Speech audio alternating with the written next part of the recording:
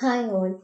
അപ്പോൾ കഴിഞ്ഞ ക്ലാസ്സിൽ നമ്മൾ ഡിസ്കസ് ചെയ്തത് ഓരോ എക്സാമിൻ്റെയും മാർക്ക് എങ്ങനെയൊക്കെയാണ് ഡിസ്ട്രിബ്യൂട്ട് ചെയ്തിരിക്കുന്നതെന്നാണ്. ഓക്കെ, അപ്പോൾ ഇന്ന് നമ്മൾ പറയാൻ പോകുന്നത് എങ്ങനെയാണ് ഓരോ മാർക്കിൻ്റെയും ബേസിൽ നമ്മൾ എക്സാം എഴുതേണ്ടത്, എത്ര ടൈമിനകത്ത് ഓരോ ക്വസ്റ്റ്യനും എഴുതി തീർക്കണം എന്നുള്ളതാണ് അല്ലേ.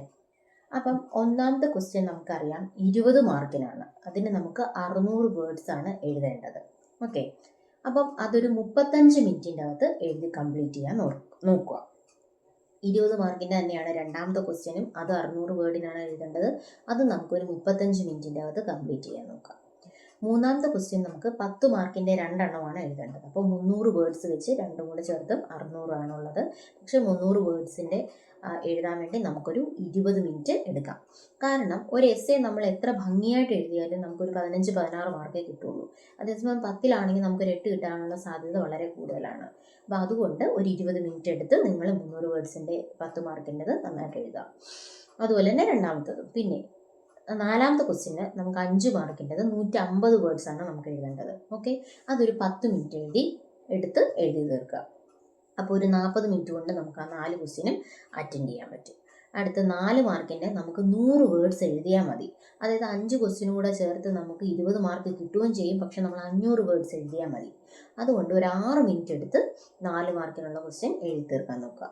നിങ്ങൾ ഉറപ്പായിട്ടും എല്ലാ ക്വസ്റ്റ്യനും അറ്റൻഡ് ചെയ്യണം. സമയമില്ല എന്ന് കരുതി 4 മാർക്കിൻ്റെ ഒരെണ്ണം എഴുതാതെ വിടരുത്, അല്ലെങ്കിൽ 5 മാർക്കിൻ്റെ ഒരെണ്ണം എഴുതാതെ വിടരുത്, എസ്സേ എഴുതാതെ വിടരുത്. ഒരിക്കലും അങ്ങനെ ചെയ്യരുത്. എല്ലാ ക്വസ്റ്റ്യനും മസ്റ്റായിട്ട് നമ്മൾ അറ്റൻഡ് ചെയ്യുക. അറ്റൻഡ് ചെയ്താൽ നമുക്ക് 1 മാർക്കെങ്കിലും കിട്ടും. എഴുതാതെ വിട്ട് കഴിഞ്ഞാൽ അവിടെ 0 ആയിരിക്കും. നല്ല രീതിയിൽ ഒരു എസ്സേ എഴുതിയാൽ പോലും നമുക്ക് ചിലപ്പോൾ 15-16 മാർക്കേ കിട്ടുള്ളൂ. അതുകൊണ്ട് സമയം മാനേജ് ചെയ്യാൻ പറ്റിയില്ല എന്നുള്ള രീതിയിൽ ഒരു ക്വസ്റ്റ്യനും അറ്റൻഡ് ചെയ്യാതെ വിടരുത്. അതിന് വേണ്ടിയിട്ടാണ് ഈ ടൈമിംഗ് പറഞ്ഞു തന്നത്. ഒന്നുകൂടെ പറയാം, നമുക്ക് മൊത്തം 180 മിനിറ്റ് ആണ് ഉള്ളത്. അതിലൊരു 16 മിനിറ്റ് വേർഡ്സ് ഒക്കെ എഴുതാൻ 1 മിനിറ്റ്, അത്രയും സമയം നമുക്ക് കിട്ടുള്ളൂ. അതുകൊണ്ട് നമ്മൾ സമയം മനസ്സിൽ വയ്ക്കുക. വേർഡ്സ് നമ്മൾ തൽക്കാലം വിട്ടേക്കുക.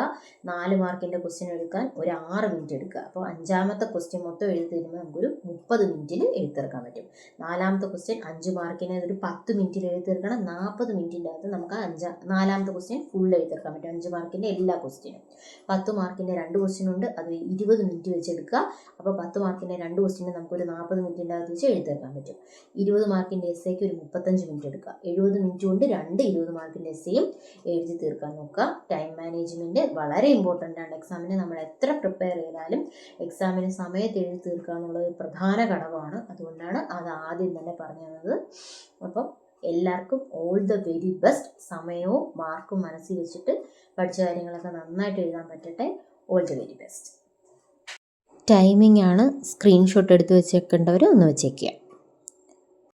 Together we pass, together we rice.